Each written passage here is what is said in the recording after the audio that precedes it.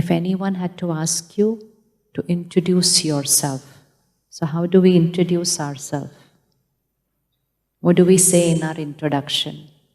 We say our name, we say our role, position, qualification, which city I stay, which country I live in. That is all that we say in our introduction. And when we look in the mirror every morning, we say, how am I looking today? So we call this body as I. Is this body I or is this mine? Feel it. Feel it right now. Is this body I or is this mine? Mine. And yet we say, I am not feeling well. I am tired. I have become fat. I have become thin. It is not I, it is mine. So this body is mine, this family is mine, these achievements are mine, this role and position is mine, everything is mine. Then who is the I which is saying this is mine? Who is the I? Who is saying this is mine? There is some I which is saying this is mine. And that I is the energy which runs this body. When that I leaves the body, this is a dead body. It's just like a costume. The one which is wearing the costume has left. Is the audio okay for all of you that side? Yes? Everyone? Okay, it's coming to me differently. Okay. Now, a doctor is sending somebody for a surgery. He will tell the sister, sister, take Mr. So-and-so inside. If the surgery does not go right, the doctor will say, sister, take the body out. While going in, it was take Mr. So-and-so in. Going out, take the body out. The family will come to the hospital. Till the morning they were saying, Doctor Saab, please take care of my mother. Doctor Saab, please make sure that my father is fine. And now they come and say, Doctor Saab, when can we take the body home? So now it is a body. Why it's the body? The master of the body, the life which was running the body, that is left. And that is the I. That is the I. So it's very important to know myself. Then when I know myself, I understand people. And when I understand myself and I understand people, then relationships and everything starts changing. So I am the energy which runs the body. We can call it by different names. We can call it energy, we can call it consciousness, we can call it light, we can call it power, we can call it soul, we can call it spirit. In Hindi, we call it Atma. What do you call it in your language? Atma. Atma. But throughout the day, do we remember, I am Atma? Do we remember? We don't remember. And if I don't remember I am Atma, I don't remember you are Atma. And my whole way of living starts changing. Now, very, very important is when I, the Atma, leaves this body, what do I take with me? What do I take with me? Will all of us leave one day? How many of you are certain that you will leave? Raise your hand. Everything else we don't know, but this one thing we are certain, that we will leave. So if I am certain that I am going to leave, I need to be very clear. What will be left behind? What will go with me? So what will be left behind? Everything that can be seen with these eyes.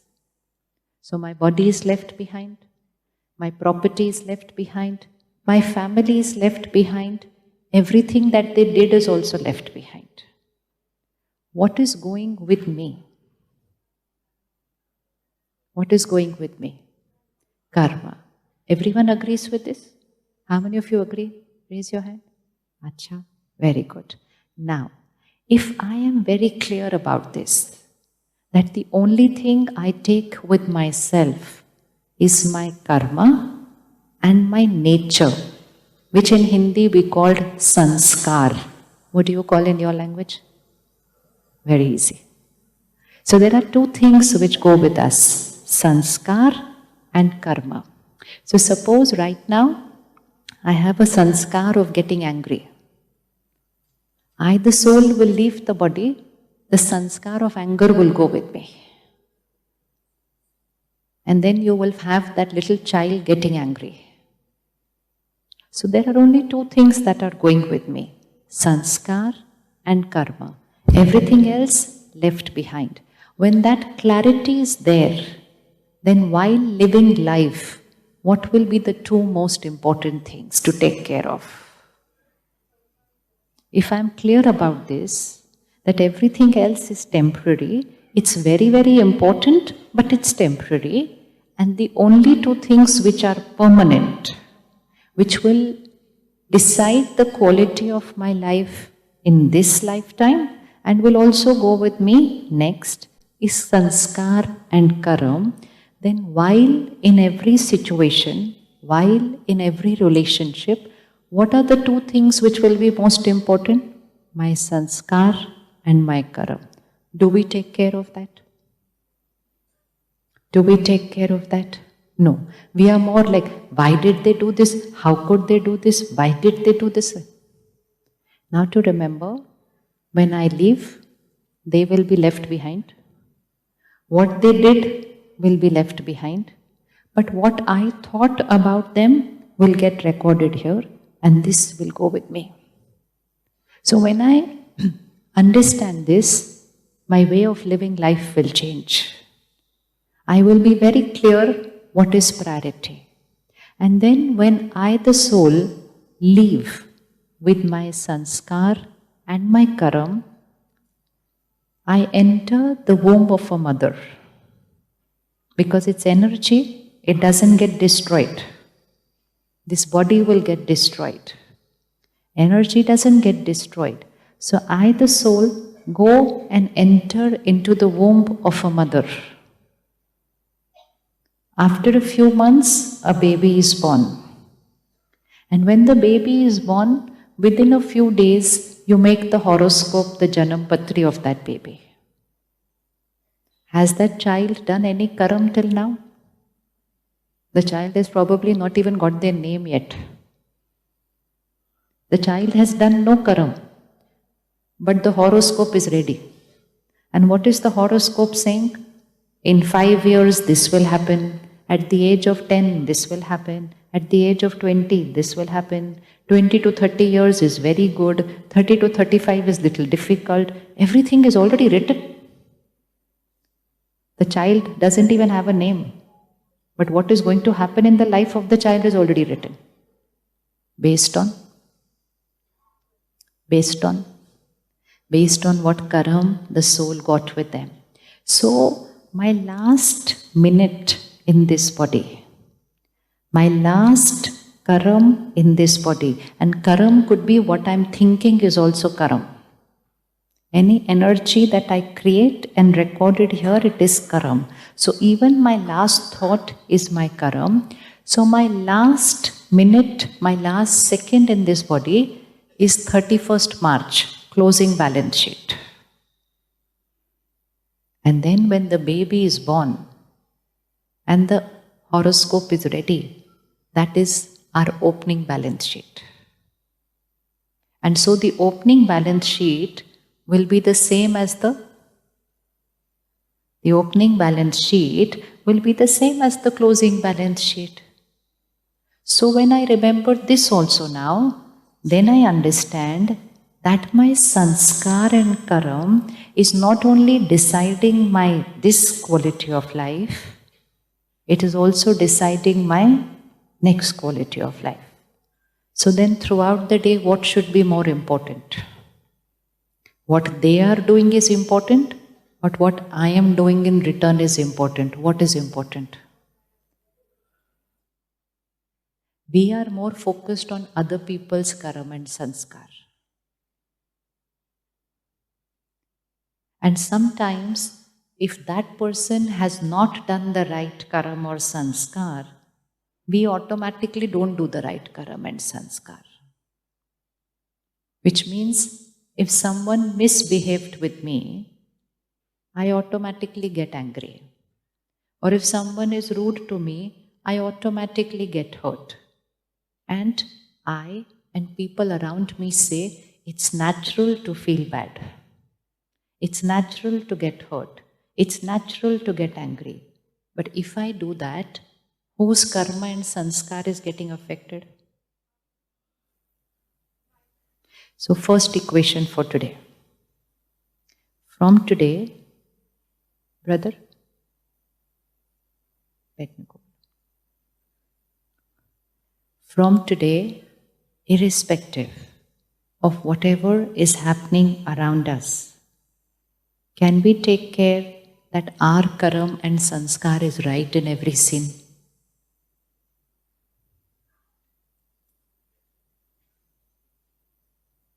Is it possible? Why is everybody so silent? Is it possible or not possible? Is it possible that someone else is doing wrong karam, but I will respond through right karam?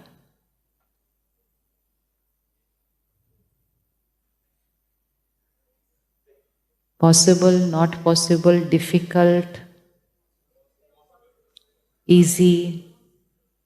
What is the answer? Someone is now bring in front of you those who are doing wrong karam. Wrong karam means wrong behavior. Wrong behavior is also wrong karam. So someone is doing wrong karam with you. In return, can you do the right karam?